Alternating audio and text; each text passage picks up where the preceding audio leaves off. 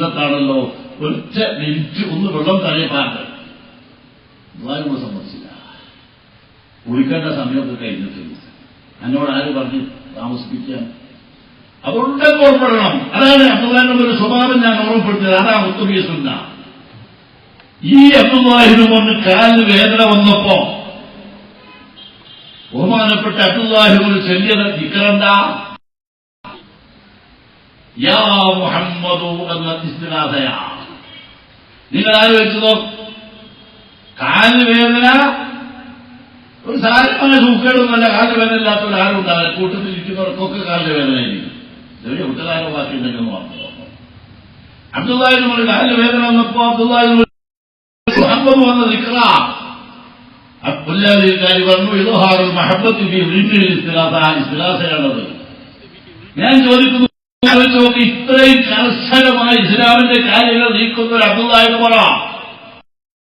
അറഫയിലേക്ക് റസൂല പുറപ്പെട്ടത് എത്ര സമയത്താണോ? 1 മണി 10 മിനിറ്റ് വന്നെങ്കിൽ അതേ 1 മണി 10 മിനിറ്റ് തന്നെ പോകണം. 11 മിനിറ്റ് ആക്കാൻ പാടില്ല എന്ന് അമീറിനോട് നിർബന്ധം പിടിച്ച ഈ അബ്ദുല്ലാഹിന് പറ യാ മുഹമ്മദ് വന്ന ഇസ്തിഗാസ ചെല്ലുമ്പോ ചിറുക്കാണെന്നൊരു മനുഷ്യൻ പറയോ? പ്രിയപ്പെട്ട സഹോദരന്മാരെ, കറാഹത്താണെങ്കിൽ അബ്ദുല്ലാഹിനോട് ചെല്ലുമോ യാ മുഹമ്മദ്? ഈ സംഭവം ഇമാം ബുഖാരി അദ്ദേഹത്തിന്റെ അദബുൽ മുഅ്റത്തിൽ കൊണ്ടുവന്നപ്പോ ഇമാം ബുഖാരി കൊടുത്ത ബാബ് എന്താ? അധ്യായം ബാബു മാ യഖൂലു റജുലു ഇദാ ഖദറത് രിജ്ലുഹു. കാലിന് വേദന വന്നാൽ മുസ്ലിമീങ്ങൾ എന്താ ചൊല്ലേണ്ടതെന്നാണ്. പണ്ടൊക്കെ ബുഖാരി പരിശോധിച്ചാൽ നമുക്ക് കാണാം, പഴയ കാലത്ത് അബ്ദുല്ലാഹിനോട് എന്ത് ചൊല്ലി എന്നാണ് സാധാരണ പറയാറുള്ളത്, അല്ലെങ്കിൽ റസൂലുള്ളാഹി എന്ത് ചെയ്തു എന്നാണ് ബുഖാരി വാവിടാറുള്ളത്. ഇവിടെ ഇമാം ബുഖാരി ഇട്ട വാവ ബാബു മാ യഖൂലു റജുലു ഇദാ ഖദറത് രിജ്ലുഹു. കാലിന് വേദന വന്നാൽ ഖിയാമത്ത് നാൾ വരെയുള്ള മുസ്ലിമീങ്ങൾ എന്താ ചൊല്ലേണ്ടതാ എന്നിട്ട് പറഞ്ഞു യാ മുഹമ്മദ് എന്നാണ്. ഒരു നേരെ സംശയം ഇസ്തിഗാസയെ പറ്റി ഇമാം ബുഖാരിക്കുണ്ടെങ്കിൽ ഇമാം ബുഖാരി ഇങ്ങനൊരു അധ്യായം കൊടുക്കുമെന്ന് നിങ്ങൾക്ക് തോന്നുന്നുണ്ടോ? കാലിന് വേദനയല്ല, ഒരാൾ മരിച്ചുപോവുകയാണ്, 2 അല്ലാഹുണ്ടെന്ന് പറയണമെന്ന് ഇമാം ബുഖാരി പറയുമോ? നിങ്ങൾ ആലോചിച്ചോ? ഒരാളങ്ങ് മരിച്ചുപോവുകയാണ്, അല്ലെങ്കിൽ ഒരു ശത്രു വന്ന് വെട്ടി 2 കഷ്ടമാക്കുകയാണ്. അങ്ങനെ ഒരു അക്രമിന്റെ മുന്നിൽ പെട്ടാൽ 2 അല്ലാഹ് ഉണ്ട് എന്ന് പറയണമെന്ന് ഇമാം ബുഖാരി പറയുമോ? പ്രിയപ്പെട്ടവന്ന് നിങ്ങളെ ഒരു കൂസലുമില്ലാതെ ഇമാം ബുഖാരി വന്നു ബാബുമായ ആര് വേണമെന്നാ എന്താ ചൊല്ലേണ്ടത്? യാ മുഹമ്മദ്. ഒരു സംശയത്തിനും ഇടയില്ലാത്തൊരു വിഷയമാണ് ഈ ഇസ്തിഗാസ വേണതാവുന്നതാ. ഇമാം നബി തങ്ങൾ അൽക്കാർ നോക്കികൾ ബഹുമാനപ്പെട്ട ഇമാം നബിക്ക് പറഞ്ഞാൽ ഒറ്റ പരിചയപ്പെടുത്തൽ. നാട്ടിലുള്ള മനുഷ്യന്മാർ കാലം കുറെ കഴിഞ്ഞപ്പോ ഇമാം നബിന്റെ കാലഘട്ടം എത്തിയപ്പോ ഓരോരുത്തരും സ്വന്തം ഉണ്ടാക്കി ദിക്റില്ലെന്ന് പതിവ് വന്നു. ചിലരങ്ങനാണല്ലോ, നിക്കാത്തിന്റെ ശേഷമുള്ള ദുആ ഓൽ സ്വന്തം ഉണ്ടാക്കല, അല്ലെങ്കിൽ ദിക്റ് ചിലർ സ്വന്തമായി നിർമ്മിക്കല. നമ്മുടെ ഭാഷയും പഴയ ഭാഷയും പറഞ്ഞ എബിസാദിന്റെ ഭാഷയും പറഞ്ഞ പരാവട്ടി ദിക്റുമായി പറഞ്ഞില്ല. ഓരോരുത്തരുണ്ടാക്കണ ദിക്ർ, ഓരോരുത്തരുണ്ടാക്കണ ദുആ. ഇമാം നബി ചിന്തിച്ചു ഇത് കാടുകേറും, അതുകൊണ്ട് റസൂല പഠിപ്പിച്ച ദിക്റായിരിക്കണം മുഅ്മിനീങ്ങൾ ചെല്ലുന്നത്, റസൂലുള്ള പഠിപ്പിച്ച ദുആയിരിക്കണം മുഅ്മിനീങ്ങൾ ചെല്ലുന്നതാ. അതുകൊണ്ട് ഇമാം നബി സഹിയായ ഹദീസ് തെരഞ്ഞെടുത്ത അദ്കാറുൻ നബി എന്നുകൊണ്ട് ഒരു ചെല്ലുന്ന ദിക്ർ, രാവിലെ റസൂൽ എന്താ ചെല്ലൽ അത്, വൈകുന്നേരം എന്താ ചെല്ലൽ അത്. ആ രീതിയിൽ മുഅ്മിനീങ്ങൾ റസൂലുള്ളാഹി ചെല്ലുന്ന ദിക്ർ ചെല്ലണം എന്ന് ചിന്തിച്ചുകൊണ്ട് എഴുതിയിട്ട് സ്വന്തം ഉണ്ടാക്കുന്ന ദിക്ർ മാറ്റി. പിന്നെ ഹജറൊക്കെ പറഞ്ഞു മൗസൂറായ ദിക്റാണ് ഏറ്റവും അഫ്ളൽ. അല്ലാത്ത ദിക്ർ ചെല്ലിയാൽ കൂലില്ലാന്നല്ല പറഞ്ഞതിന് താല്പര്യം. പക്ഷെ ഏറ്റവും അഫ്ളല് റസൂല ചെല്ലിയ ദിക്റാണ്. നിസ്കാരത്തിന്റെ ശേഷമുള്ള ദുആവട്ടെ, നിസ്കാരത്തിന്റെ ശേഷമുള്ള ദിക്റാവട്ടെ, മൗസൂറാണ് അഫ്ളൽ. എല്ലാവർക്കും അറിയുന്നതാണ്. ഇബ്നു ഹജർ തഫ്സീർ പറഞ്ഞതാണ്. അതുകൊണ്ട് മൗസൂറായ ദിക്ർ മാത്രം മുഅ്മിനീങ്ങൾ പതിവാക്കിച്ച മഹാനാണ് ഈ ഇമാം നബി. ആ ഇമാം നബി ഇട്ട് ബാബു നോക്കിങ്ങള് ബാബു മാ യഖൂലു റജുലു ഇദാ ഖദറത് രിജ്ലുഹു. കാലിന് വേദന വന്നാൽ ഇമാം ബുഖാരിക്ക് അതേ അധ്യായം എന്താണ് മുഅ്മിനീങ്ങൾ ചെല്ലേണ്ടത്? ബാബു മാ യഖൂലു റജുലു ഇദാ ഖദറത് രിജ്ലുഹു. കാലിന് വേദന വന്നാൽ എന്താ ചെല്ലേണ്ടത്? ഇബ്നു അബ്ബാസിനോട് ചോദിച്ചപ്പോ ഇബ്നു അബ്ബാസിന്റെ മുമ്പിൽ കാലിന് വേദനയുള്ള ഒരാൾ വന്നപ്പോ ഇബ്നു അബ്ബാസ് ഉപദേശിച്ചു, യാ മുഹമ്മദ് എന്ന് ചൊല്ലിക്കോ. അങ്ങനെ ഇബ്നു അബ്ബാസ് കൽപ്പിച്ച അബ്ദുല്ലാഹിബ്നു ചൊല്ലിയ ദിക്ർ അതാണ് ഇസ്തിറാഹ. എന്തെങ്കിലും ഒരു സംശയത്തിന് പഴുതുണ്ടെങ്കിൽ ഇമാം ബുഖാരിയെ പോലത്തെ മുഹദ്ദിസീങ്ങളാ, ഇമാം നബിയെ പോലത്തെ അയിമ്മത്തുകൾ എഴുതൂല. ഞാനതാ പറഞ്ഞത്. നിങ്ങൾ അറിയുമോ ഇമാം നബിന്റെ ഒക്കെ സൂക്ഷ്മത? ഹദീസാണ്. ഒരാൾ നിസ്കരിക്കാതെ നിൽക്കുമ്പോ മറ വേണം മുമ്പിൽ. കയറി വന്നിട്ട് നിസ്കരിക്കാൻ പാടില്ല. മുമ്പിൽ മറ വേണം. ആ മറന്റെ 3 മുഴത്തിനേക്കാൾ കൂടുതലാകാനും പാടില്ല. നമുക്കറിയാതെ സുന്നത്ത്. ചുമരില്ലെങ്കിൽ തൂണ് മതി. ചുമരുണ്ടെങ്കിൽ ചുമരാവേണ്ട, ഇല്ലെങ്കിൽ തൂണായാൽ മതി. പക്ഷെ ഇമാം നബി പറഞ്ഞു തൂണിന്റെ നേരെ നിൽക്കുമ്പോ ശ്രദ്ധിക്കണം. തൂണ് അല്ല യസ്മിത, തൂണിന്റെ നേർക്ക് നേരെ നിൽക്കണം. ഇച്ചിരി വലത്തോട്ടോ എടുത്തോട്ടോ മാറി നിൽക്കണം. നിസ്കാരത്തിൽ തൂണ് മറയായി സ്വീകരിക്കും. നേർക്ക് നേരെ നിന്നുള്ള കുഴപ്പമെന്താ? ഒരു ബിംബാരാധനയുടെ ഒരു സ്വയ അതിന്റെ ഉള്ളിൽ എവിടെയോ ഉണ്ട്. അതുകൊണ്ട് തൂണിന്റെ നേരെ നിൽക്കുന്നത്. നിങ്ങൾ ആലോചിച്ച് നോക്ക്. ഞാൻ നിങ്ങളൊക്കെ എത്ര പ്രാവശ്യം തൂണിന്റെ നേരെ നിസ്കരിച്ചിട്ടുണ്ട്? നമുക്ക് തോന്നിയിട്ടുണ്ടോ ഇതൊരു ബിംബാരാധനയാണ്? ഒരാൾക്കും തോന്നിയിട്ടില്ല. പക്ഷേ ഒരു ചെറിയ സാധ്യത അങ്ങനെ തോന്നാൻ അവിടെ ഉണ്ട്. അതുകൊണ്ട് തൂണിന്റെ നേരെ നിൽക്കുന്നത് വല്ലായസിന്റെ കറാഹത്താണെന്ന ഇമാം നബി അദ്ദേഹത്തിന്റെ റൂമയിൽ പറഞ്ഞു. ഹദീസുമുണ്ട് ആ വിഷയത്തില. അത്ര സൂക്ഷ്മതയുള്ള മഹാനാണ്. മഹാന്മാരായ സഹാബിമാര്, മഹാനായ ഇമാം ബുഖാരി, അവർക്ക് ഒരു കൂസലുമില്ലാതെ ബാബുമായ കൂറുള്ള ഇതാ സദർത്തിനു കാലിന് വേദന വന്നാൽ എന്ത് ചൊല്ലണം? രാവനാൾ വരെയുള്ള മുസ്ലിങ്ങളോടുള്ള ഓർഡറായ മുഹമ്മദ് ചൊല്ലിക്കോ. ശിർക്കാണെങ്കിൽ ലോകത്ത് ഇമാം ബുഖാരിയോ ഇമാം നബിയോ കോട്ടെ അബ്ദുല്ലാഹിബ്നോ ഇബ്നു അബ്ബാസോ ഒന്നും പറയുകയോ പ്രിയപ്പെട്ടവന്മാര്? അതാണ് ഇമാം സൂക്കി വന്നത്. സ്ഥിരാസത്തിൽക്കാരന് ലോകത്ത് ആരും പറഞ്ഞിട്ടില്ല. ഈ ആരും റസൂലുള്ളാഹിന്റെ വഫാത്തിന് ശേഷം 600 ചില്ലാനും കൊല്ലം കഴിഞ്ഞതിന് ശേഷം വന്ന ഇബിനിത്തീമെ മാത്രമേ പറഞ്ഞിട്ടുള്ളൂ. അതാണ് മന്നഹ്ദസബി അംദിനാ ഹാദാ മാ ലൈസ മിൻഹു റബ്ബുൻ. ഇസ്ലാമിൽ പുതുതായി ഉണ്ടാക്കുന്ന ഒരാൾക്ക് ഒരു അധികാരമില്ല. അത് മാർപ്പാപ്പക്കേ പറ്റും. ക്രിസ്തുമതത്തിലേ പറ്റും, ഇസ്ലാമിൽ ഇത് പറ്റില്ല. മാർപ്പാപ്പമാര് പലതും കൊണ്ടുവരും. ക്രിസ്ത്യാനികൾ സ്വീകരിക്കുന്നുണ്ടാവും. നമുക്കതിനെപ്പറ്റി ഒന്നും പറയേണ്ടതില്ല. പക്ഷേ പരിശുദ്ധ ദീനിൽ ഇസ്ലാമിൽ മാർപ്പാപ്പയില്ല. സഹാബത്തിന്റെ മാതൃക എന്താണോ അതാണ് നമ്മൾ സ്വീകരിക്കേണ്ടതാ. ആർക്കുവാ പഠിപ്പിച്ചത്? ഇന്നലെ കാലോ റബ്ബുനല്ലാഹു വസ്തഖാമു. അവർക്കാണ് മരണപ്പെടുന്ന സമയത്ത് സന്തോഷം ലഭിക്കുന്നതാ. എന്റെ പ്രിയപ്പെട്ട സഹോദരന്മാർ ചിന്തിക്കണം. ഇനി നോക്കി നിങ്ങൾ ഒറ്റതാരം ഞാൻ പറയട്ടെ. മരിച്ചുപോയ മഹാന്മാരെ വിളിച്ച് സഹായം ചോദിക്കൽ ശരിക്കാണെങ്കിൽ നിങ്ങൾ ഇന്ന് മദീനത്ത് റൗളാ ശരീഫിൽ നിന്ന് പോയി മസ്ജിദുൻ നബവിയിൽ ലോകത്തെ ഏറ്റവും വലിയ പള്ളികളിൽ 2ാമത്തെ പള്ളിയല്ലേ? 1ാമത്തെ മസ്ജിദുൽ ഹറാമാണെങ്കിൽ 2ാമത്തെ മസ്ജിദുൻ നബവി. ആ മസ്ജിദുൻ നബിയുടെ ഉള്ളിലാണ് ഈ റൗളാ ശരീഫ് ഉള്ളത്. ആരെ റസൂലുള്ളാഹിന്റെ റൗള അല്ലേ? ഹജ്ജിന് പോകുന്ന മുഅ്മിനീങ്ങൾ മുഴുവൻ കണ്ടതാ. ആ റൗളാ ശരീഫിന്റെ ചുമരിൽ എഴുതിയതെന്താ? യാ ഖൈറ മൻ ദുഫിനത് ബിൽഖായി അഅ്ളമുഹു വതാബ മിൻ തിബിഹിന്നൽ ഖാളു വല്ലഖുമു. ഓ നബിയേ, ശരിക്കും പറയട്ടെ, അല്ലാഹു റസൂലിനെ വിളിക്കുകയാണ്.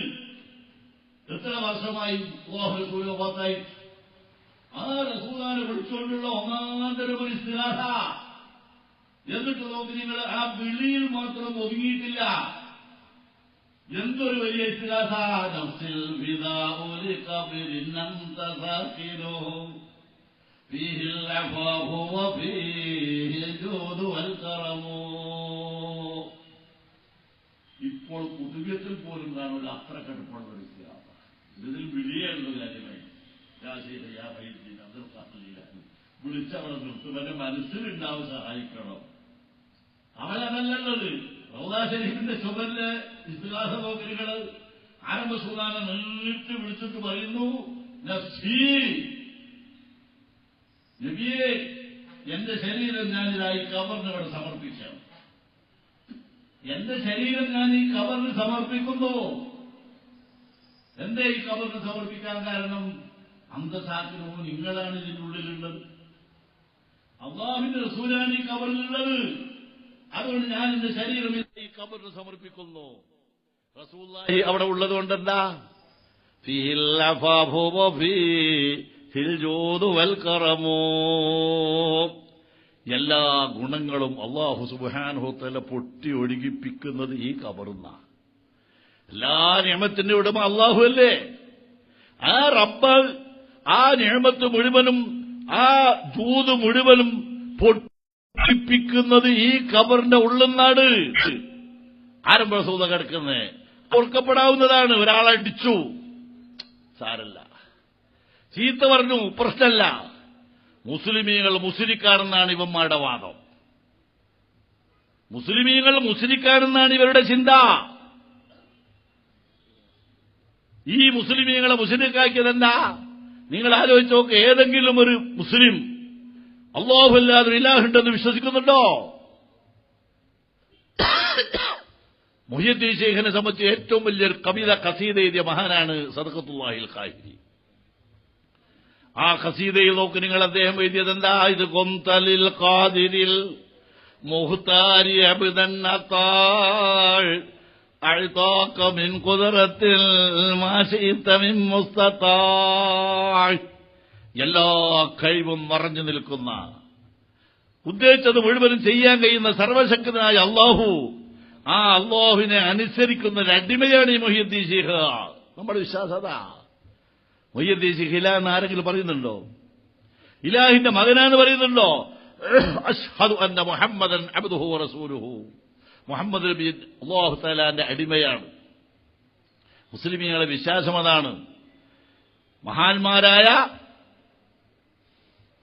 ഉഹുദ് ശുഹദാക്കളെ സിയാറത്ത് ചെയ്ത് ആരംഭ റസൂലുള്ളാഹി സഹീഹുൽ ബുഖാരിയിൽ, ആ സഹീഹുൽ ബുഖാരി 3 സ്ഥലത്ത് ആ പ്രസംഗം റിപ്പോർട്ട് ചെയ്യുന്നുണ്ട്. ആ സ്ഥലത്ത് നിങ്ങൾക്ക് പരിശോധിച്ചാൽ കാണാൻ ലസ്തു അഖ്ശാ മിൻകും മൻ തുശ്രികൂ. അല്ലാഹുവിന്റെ റസൂൽ പറഞ്ഞു, എന്റെ സമുദായം കഴിഞ്ഞുപോയ ഈസാ നബിന്റെ സമുദായം പോലെയല്ല, ഇബ്രാഹിം നബിന്റെ ഉമ്മത്തിമാരെ പോലെയല്ല, മൂസാ നബിന്റെ സമുദായത്തെ പോലെയല്ല. അവരൊക്കെ ആ അമ്പിയാക്കന്മാരെ ശേഷം ശിർക്കിലേക്ക് രണ്ടാമതും മടങ്ങിയവരാ. അല്ലാഹുവിന്റെ റസൂൽ പറഞ്ഞ മുഅ്ജിസത്ത്, ലസ്തു അഖ്ശാ മിൻകും മൻ തുശ്രികൂ, എന്റെ സമുദായം ശിർക്കിലേക്ക് മടങ്ങൂല. 1400 ചില്ലാനും കൊല്ലപ്പ കഴിഞ്ഞില്ലേ? ഏതെങ്കിലും ഒരു മുസ്ലിം രണ്ടല്ലെന്ന് പറഞ്ഞ് കേട്ടിട്ടുണ്ടോ? അല്ലാഹു അല്ലാത്തവർക്ക് നിസ്കരിക്കണം എന്ന് പറഞ്ഞ ആരെങ്കിലും ഇവിടെ ഉണ്ടോ? വഖളാ റബ്ബുക അല്ലാ തഅബുദു ഇല്ലാ ഇയ്യാ. അല്ലാഹുവിന്റെ റസൂൽ അന്ന് പറഞ്ഞതാണ്, ലസ്തു അഖ്ശാ മിൻകും മൻ തുശ്രികൂ, എന്റെ സമുദായം ബഹുദൈവാരാധകരായി മാറുമെന്ന ശങ്ക, ഭയം എനിക്കില്ല. ഇവിടുത്തെ മുജാഹിദ് പറയുന്നു, ഹജ്ജിന് പോണ 25 ലക്ഷം ഹാജിമാരുണ്ടെങ്കിൽ 20 ലക്ഷവും മുസ്ലിക്കാണ്. എന്ത് ധൈര്യമാണ് ഇവന്റെ ധൈര്യം? ആരംഭ സൂല പറഞ്ഞു, ലസ്തു അഖ്ശാ മിൻകും മൻ തുശ്രികൂ, എന്റെ സമുദായം ബഹുദൈവാരാധകരാകൂല. ഇന്നേ വരെ അത് നമ്മുടെ അനുഭവമാണ്, കണ്ട അനുഭവമാണ്. അതിന് ധൈര്യമാണ് ഇവന്റെ ധൈര്യം. ആരംഭ സൂല പറഞ്ഞു, ലസ്തു അഖ്ശാ മിൻകും മൻ തുശ്രികൂ, എന്റെ സമുദായം ബഹുദൈവാരാധകരാകൂല. ഇന്നേ വരെ അത് നമ്മുടെ അനുഭവമാണ്, കണ്ട അനുഭവമാണ്. അതേ സമയത്ത് ഇവന്മാര് പറയുന്നു, റസൂലുള്ളാഹിനെ പോലും മറികടന്നുകൊണ്ട് ലോക മുസ്ലിമീങ്ങൾ മുഴുവനും മുസ്ലിക്കുകളാണ്.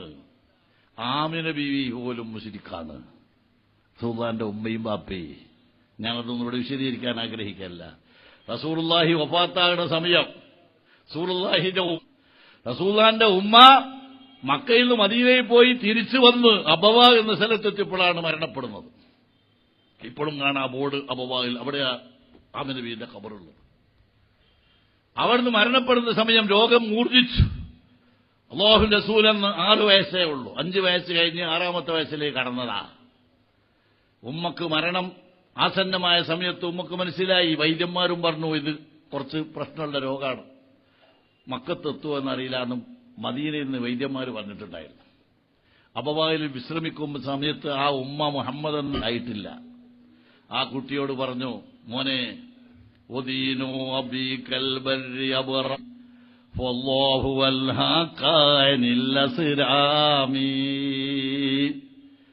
മോനെ, ഞാൻ മരിച്ചു പോവുകയാണ്, നിന്റെ ഉപ്പ നേരത്തെ മരണപ്പെട്ടിട്ടുണ്ട്, ഇബ്രാഹിമിന്റെ മതമനുസരിച്ചായിരിക്കണം നിന്റെ ജീവിതം. നുബൂവത്ത് ലഭിക്കുന്നത് വരെ ഇബ്രാഹിമിന്റെ മതമനുസരിച്ച് നീ ജീവിക്കണം. എന്നിട്ട് ആ ഉമ്മ അവസാനം പറഞ്ഞ വാക്കാ. അതുകൊണ്ട് ഞാൻ നിന്നോട് പറയുന്ന വസിയത്ത ഇബ്രാഹിമിന്റെ ജീവിതം. നുബൂവത്ത് ലഭിക്കുന്നത് വരെ ഇബ്രാഹിമിന്റെ മതമനുസരിച്ച് നീ ജീവിക്കണം. എന്നിട്ട് ആ ഉമ്മ അവസാനം പറഞ്ഞ വാക്കാ. വല്ലാഹു അൽഹാക അനിൽ അസ്നാമി. മക്കയിൽ 90% ആളുകളും ബിംബാരാധകരാണ്. നീ ഒരിക്കലും ബിംബത്തിന് ആരാധിക്കരുത്. അല്ലാഹു തആലയിൽ വിശ്വസിച്ചുകൊണ്ട് മുവഹിദായി നിലനിൽക്കണം. അതെനിക്ക് പറ്റൂല. നീ മുവഹിദാകണമെന്ന് ഓർമ്മപ്പെടുത്തിയ മരിക്കുമ്പോൾ വസിയത്ത് ചെയ്ത ഉമ്മയാണ് ആമിന ബീവി. ഇവർ പറയുന്നു ആമിന ബീവി മുശ്രിക്കാണ്, മുവഹിദത്ത് അല്ല. നോക്കിരികൾ എത്ര ഗുരുതരമാണ് ആരോപണം. അതുകൊണ്ട് ഞാൻ ഓർമ്മപ്പെടുത്തിയതാ, മുസ്ലിം ഉമ്മത്തിന്റെ ഏറ്റവും വലിയ ശത്രു ഈ മുജാഹിദും ജമാഅത്തെ ഇസ്ലാമിയുമാണ്. ഈ വസ്തുത നമ്മൾ ഗൗരവമായി ചിന്തിക്കണം. ഇനി ഒറ്റ വാക്കുകൂടി ഞാൻ പറയട്ടെ. ഹയാത്തുള്ളവരോട് ഇവർക്കുള്ള ശത്രുവിനേക്കാൾ കൂടുതൽ മരിച്ചവരോടാ. ഹയാത്തുള്ളവരോട് ശത്രുക്കളാണ്, പക്ഷെ അതിനേക്കാൾ കൂടുതൽ ശത്രുത മരണപ്പെട്ടുപോയ മുഅ്മിനീങ്ങളോടാണ്.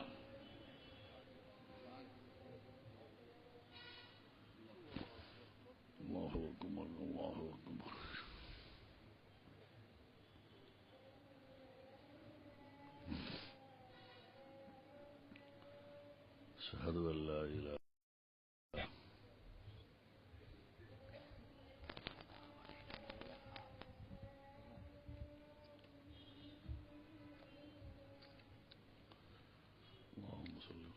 പച്ച തണുപ്പാ.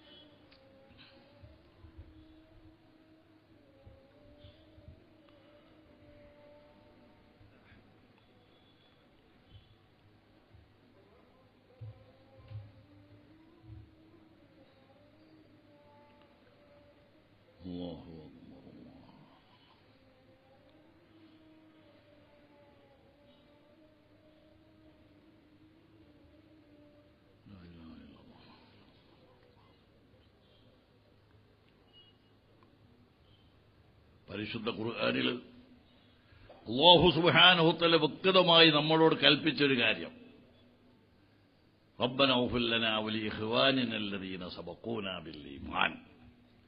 നിങ്ങൾ ചെയ്ത പാപങ്ങൾ പുറത്തു തരാൻ വേണ്ടി അള്ളാഹുവിനോട് നിങ്ങൾ ദുആ ചെയ്യണം. എല്ലാവരും ചെയ്യുന്ന കാര്യമല്ലേ, ആവശ്യമല്ലേ?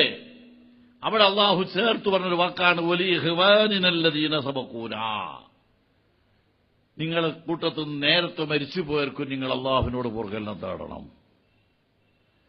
മരിച്ചുപോയ ആളുകൾക്ക് വേണ്ടി പൊറുക്കലിനെ തേടുന്ന ഖുർആനാണ്, ദഈഫായ ഹദീസാണോ? നിങ്ങൾ ചിന്തിച്ചു നോക്കി, ഇവരെ സ്ഥിതി എന്താ? ഒരു മനുഷ്യൻ മരിച്ചാൽ ആ വീട്ടിൽ അവർ വരും. അതുപോലെ സംഘടനയുടെ ഒരു പ്രചരണമാണ്, പ്രസ്ഥാനത്തിന്റെ. ആ വീട്ടിൽ അവർ വന്നാൽ ആ വീട്ടിൽ പക്ഷേ മയ്യത്തെടുക്കുന്ന സമയത്ത് ആ പള്ളിയിലെ ഇമാമു ദുആർക്കും ആളുകൾ ആമീൻ പറയും. കാരണം ഖുർആൻ പഠിപ്പിച്ചതാണ് വലി ഇഖ്വാനില്ലദീന സബഖൂനാ ബിൽ ഈമാൻ, മരിച്ചുപോയ ആളുകൾക്ക് വേണ്ടി പ്രാർത്ഥിക്കാൻ.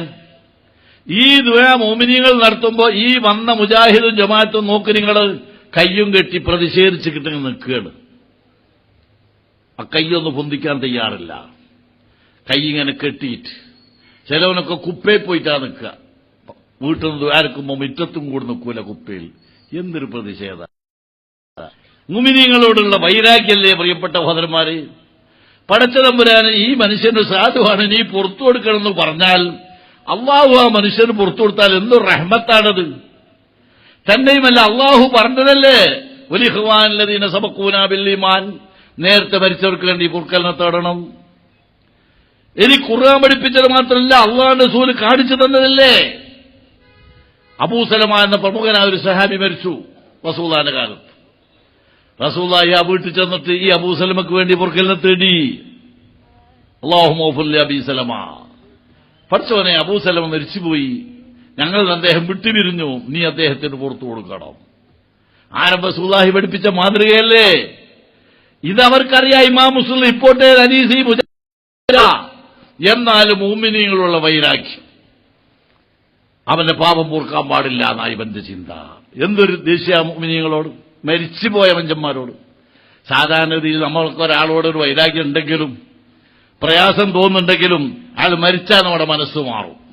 പള്ളിയിലെ ഉസ്താദ് പറയും നമ്മുടെ സ്നേഹിതനാണ്, ചെറിയ അബദ്ധങ്ങളൊക്കെ വാക്കിലും പ്രവൃത്തിയിലും വന്നിട്ടുണ്ടാവും, പക്ഷെ നിങ്ങളൊക്കെ അയാൾക്ക് പൊരുത്തപ്പെട്ടു കൊടുക്കണം. അപ്പൊ എല്ലാവരും മനസ്സ് മാറി, ഞാൻ പൊരുത്തപ്പെട്ടു. ഇവൻ നോക്ക്, നിങ്ങള് മരിച്ചാൽ പോലും ആ മനുഷ്യന് വേണ്ടി മറ്റുള്ളവർ ദുആ ചെയ്യുമ്പോൾ ആമീൻ പറയാൻ തയ്യാറില്ല. ഇബ്നു സയ്യിദ് അദ്ദേഹത്തിന്റെ തബക്കാത്തുൽ കുബറിൽ എഴുതി സഹിയായ സനദ് പ്രകാരം, ചേകനൂര് പോലും പറഞ്ഞു അത് സഹിയാണ് സനദ് എന്നൊരു ഉച്ച വിഷയം പറഞ്ഞപ്പോ. ആ ഇബ്നു സയ്യിദിന്റെ തബക്കാത്തുൽ കുബറിൽ കാണാം അല്ലാഹു റസൂൽ വഫാത്തായി. ആയിഷയുടെ വീട്ടിലാണ് റസൂലുള്ളാഹി രോഗമായി 13 ദിവസം കിടന്നത്. അവസാനം അല്ലാഹുവിന്റെ റസൂൽ വഫാത്തായി. വഫാത്തിന്റെ ഏറോണ്ടപ്പോൾ സഹാബിമാർ മുഴുവനും ചുറ്റിച്ചേർന്നു. സഹാബിമാർ തിങ്ങി നിറഞ്ഞൊരു സദസ്. ആ വീട്ടിൽ തന്നെയാണ് അല്ലാഹുവിന്റെ റസൂൽ മറവ് ചെയ്തു. ആയിഷ റളിയല്ലാഹു തആല അൻഹ ഉമ്മു സലമൊക്കെ പറഞ്ഞു, അവിടുന്ന് കൈക്കോലാണ് റസൂലുള്ളാഹിനെ മറവ് ചെയ്യാനുള്ള തയ്യാറെടുപ്പായി എന്ന് ഞങ്ങൾക്ക് തോന്നിയതാ. ആ റസൂലുള്ളാഹിനെ മറവ് ചെയ്യാൻ വേണ്ടി തയ്യാറെടുത്തു കഴിഞ്ഞപ്പോ 10,000-കണക്കിന് സഹാബിമാരില്ലേ, അലി നബി താലിബിന്റെ നേതൃത്വത്തിൽ ദുആ നടന്നു. ആ ദുആക്ക് അന്ന് നേതൃത്വം നൽകിയത് അലി നബി താലിബാണ്. ഇബ്നു സയ്യിദിന്റെ തബക്കാത്തുൽ കുബറിൽ കാണാം, യഖൂലുന്നാസു ആമീൻ ആമീൻ ആമീൻ. അവിടെ കൂടിയ സഹാബിമാർ മുഴുവനും കണ്ണീരൊലിപ്പിച്ചുകൊണ്ട് പറഞ്ഞു, ആമീൻ, ഇവന്റെ ഈ ദുആനെ സ്വീകരിക്കണമല്ലാ. ഇത് റസൂലുള്ളാഹിയുടെ വഫാത്തിനോടനുബന്ധിച്ച് ദുആ ഇബ്നു സയ്യിദ് തബക്കാത്തുൽ കുബറിൽ റിപ്പോർട്ട് ചെയ്തതാ സഹീഹായ സനദിന്റെ അടിസ്ഥാനത്തിൽ. ഇതും അറിയാം ഈ ആളുകൾക്ക്. പക്ഷേ സുന്നികളോടുള്ള വൈരാഗ്യം, മുസ്ലിമീങ്ങളോടുള്ള ശത്രുത. അല്ലാഹു പറഞ്ഞില്ലേ, വലാ തജ്അൽ ഫീ ഖുലൂബിനാ ഗില്ലൽ ലില്ലദീന ആമനൂ റബ്ബനാ. മുഅ്മിനീങ്ങളോട് വൈരാഗ്യമുണ്ടാക്കാൻ പാടില്ല. അതില്ലാതിരിക്കാൻ വേണ്ടി ദുആ ചെയ്യണമെന്ന് ഖുർആൻ തന്നെ നമ്മളോട് പഠിപ്പിച്ച. ഇവരെ വൈരാഗ്യം നോക്കി നിങ്ങൾ ദുആർക്കൂല. എന്തിനേറെ ഒരാൾ മരണപ്പെട്ടാൽ ഒരു തൽക്കീം പോലും ചെല്ലുന്നതിന് ഇവരെന്തിനാ? ഇബ്നു തൈമിയ്യ പോലും അയാളുടെ മജ്മൂഉൽ ഫതാവയിൽ പറഞ്ഞു, സഹാബിമാർ തൽക്കീം ചെല്ലാറുണ്ട്. നോക്ക് നിങ്ങൾ, ഇബ്നു തൈമിയ്യയാണ് ഈ പ്രസ്ഥാനം ഈ ലോകത്ത് വളർത്തിയത്. അയാൾ പറഞ്ഞു സഹാബിമാർ തൽക്കീം ചെല്ലാറുണ്ട്. കാരണം തൽക്കീൻ ദുആയാണത്. തൽക്കീൻ എന്ന് പറഞ്ഞ് പ്രധാനപ്പെട്ട പ്രാർത്ഥനയാണ്. നിങ്ങളൊക്കെ തൽക്കീൻ പഠിച്ചവരല്ലേ? ആ മയ്യത്ത് മറവ് ചെയ്ത് കഴിഞ്ഞാൽ അക്കൂട്ടത്തിലുള്ള നല്ലൊരു സ്വാലിഹായ മനുഷ്യൻ അവിടെ ഇരുന്ന് പരലോകത്തിന്റെ കഥ ഒന്ന് ഓർമ്മപ്പെടുത്തും. മുങ്കർ നക്കീറിന്റെ ചോദ്യത്തെപ്പറ്റി, സ്വർഗത്തെപ്പറ്റി, നരകത്തെപ്പറ്റി അങ്ങനെ ഓർമ്മപ്പെടുത്തിയതിനു ശേഷം അയാൾ ദുആ ചെയ്യാണ്, അല്ലാഹുവേ, മുങ്കർ നക്കീർ വന്ന് ഇയാളെ ചോദ്യം ചെയ്യുന്നുണ്ടല്ലോ, സബ്ബത്തകല്ലാഹുമ്മ ബിൽ ഖൗലി സാബിത. ആ മുങ്കർ നക്കീർ വന്ന് ചോദ്യം ചെയ്യുമ്പോ കൃത്യമായി മറുപടി പറയാനുള്ള തൗഫീഖ് നീ ഈ മനുഷ്യന് കൊടുക്കണമല്ലാ. ഇതാണ് ആ തൽക്കീനിൽ ആ മനുഷ്യൻ ദുആ ചെയ്യുന്ന ദുആ. സബ്ബത്തകല്ലാഹുമ്മ ബിൽ ഖൗലി സാബിത് എന്ന് പറഞ്ഞിട്ടല്ലേ തൽക്കീൻ അവസാനിപ്പിക്കൽ. ഈ മരിച്ചുപോയ മുഅ്മിനായ മനുഷ്യൻ മുങ്കർ നക്കീറിന്റെ ചോദ്യത്തിന് മറുപടി പറയാനുള്ള തൗഫീഖിന് വേണ്ടി അള്ളാഹിനോട് ദുആ ചെയ്യുമ്പോ അള്ളാഹ് അത് സ്വീകരിച്ച് ഈ മനുഷ്യൻ മറുപടി പറഞ്ഞാൽ ഇവർക്കെന്താ ദേഷ്യം? അതാ ഞാൻ പറഞ്ഞത്, മരിച്ചവരോടാണ് ഇവർക്ക് ഏറ്റവും വലിയ ദേഷ്യം. അത് സഹാബിമാർ ചെയ്തിട്ടില്ലെങ്കിൽ കുഴപ്പമില്ല. അള്ളാഹു നമ്മളോട് കൽപ്പിച്ചത് വല്ലദീന തബഉഹും ബിഇഹ്സാൻ, സഹാബിമാരെ പിൻപറ്റണമെന്നാണ്. നമ്മൾ പറഞ്ഞാൽ ഇവർ വിശ്വസിച്ചോളൊന്നില്ല. ഓലെ നേതാവ് ഇബ്നു തൈമിയ്യ പറഞ്ഞു സഹാബിമാർ തൽക്കീൻ ചെല്ലാറുണ്ട്. ആ തൽക്കീനിൽ നമ്മൾ നടത്തുന്ന പ്രാർത്ഥനയാണിത്. മുങ്കർ നക്കീറിന്റെ വരവിനെ പറ്റി ആദ്യം ഒന്ന് പരാമർശിക്കും, എന്നിട്ട് പറയുന്നു സബ്ബത്തല്ലാഹുമ്മ ബിൽ ഖൗലി സാബിത. മുങ്കറിന്റെ മറുപടി പറയാനുള്ള തൗഫീഖ് നൽകണമല്ല. അല്ലാഹ് നമ്മളോട് പറഞ്ഞു നിങ്ങൾ എന്നോട് ദുആ ചെയ്തോ ഞാൻ സ്വീകരിക്കാം. പക്ഷേ മുജാഹിദ് സമ്മതിക്കൂല. നിങ്ങൾ ചിന്തിക്കണം, മരിച്ചവരുടെ ഏറ്റവും വലിയ ശത്രു ഒരു ഖബറിന്റെ അകത്ത് വന്നിട്ടൊരു യാസീൻ ഓതി, അല്ലെങ്കിൽ മരിച്ച വീട്ടിൽ ഒരു ഖത്തം ഓതി മോമിനീങ്ങൾ ദുആ ചെയ്യുന്നു. ആരായത് പഠിപ്പിച്ചത്? മുഹമ്മദുർ റസൂലുള്ളാഹി. ഖുർആൻ തന്നെ പഠിപ്പിച്ചു, ഇദാ ഖുരിഅൽ ഖുർആനു വസ്തമിഉ ലഹു വഅൻസിതു ലഅല്ലകും തുർഹമൂൻ. ഖുർആൻ ഈ മയ്യത്തിന്റെ അരികത്ത് ഖുർആൻ ഓതിയാൽ അവിടെ അള്ളാഹിന്റെ റഹ്മത്ത് ഇറങ്ങിയാൽ ഈ മയ്യത്തിന് കിട്ടിപ്പോകുമെന്ന ബേജാറല്ലേ ഇവന്മാർക്ക്? ഖബറിനടുത്ത് ഖുർആൻ ഓതുമ്പോ അള്ളാഹുവിന്റെ റഹ്മത്ത് അവിടെ ഇറങ്ങും. അവിടെ റഹ്മത്ത് ഇറങ്ങിയാൽ ഈ മരിച്ചു കിടക്കുന്ന മനുഷ്യന് കിട്ടിപ്പോകുമെന്ന് ബേജാറല്ലേ? മുസ്ലിമുകളുടെ 1 നമ്പർ ശത്രു ഇന്ന് ദുനിയാവിലുണ്ടെങ്കിൽ മുജാഹിദ് ജമാഅത്താണ്. അതുകൊണ്ട് എന്റെ പ്രിയപ്പെട്ട സഹോദരന്മാർ ചിന്തിക്കണമെന്ന് മാത്രം ഈ സമയത്ത് ഓർമ്മപ്പെടുത്തുകയാണ്. ആ വലയത്തിൽ നമ്മൾ വിട്ടുപോകരുത്. നമ്മുടെ സുന്നത്ത് ജമാഅത്തിന്റെ ആളുകളാകണം. നമ്മുടെ രക്ഷയ്ക്ക് വേണ്ടിയാണത്. മരണാനന്തര ജീവിതം സുന്ദരമായി മാറാൻ. ഇന്നല്ലദീന ഖാലൂ റബ്ബുനല്ലാഹ് സുമ്മ ഇസ്തഖാമൂ തതനസ്സലു അലൈഹിമുൽ മലായിക. ആ സുന്നത്ത് ജമാഅത്തിൽ അടിയുറച്ച് ജീവിക്കുന്ന മനുഷ്യൻ അവൻ മരണപ്പെടുന്ന സമയത്ത് മലായിക്കത്ത് സന്തോഷത്തോടെ അവനെ സമീപിച്ച അവനെ സന്തോഷിപ്പിക്കും. മരണം ആരെയും പിടിച്ചു കുലുക്കും.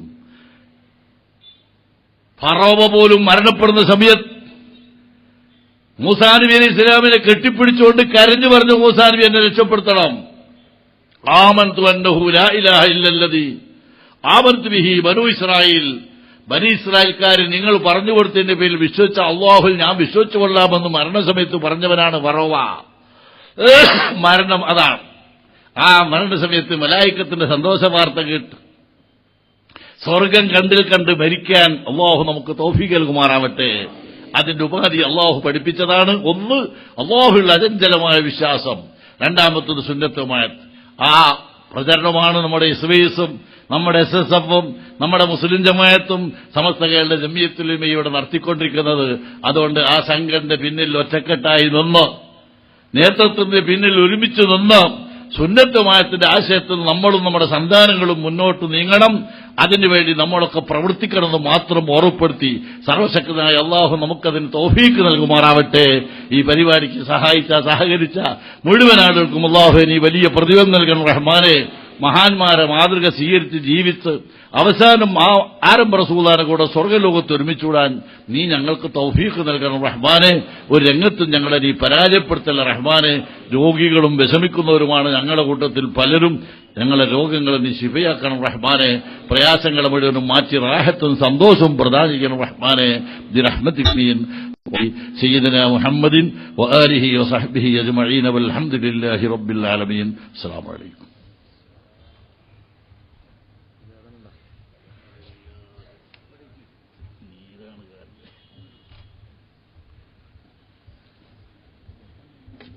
ഒന്ന് രണ്ട് കാര്യങ്ങൾ അറിയിക്കുകയാണ്. നമ്മുടെ പ്രവർത്തകന്മാർ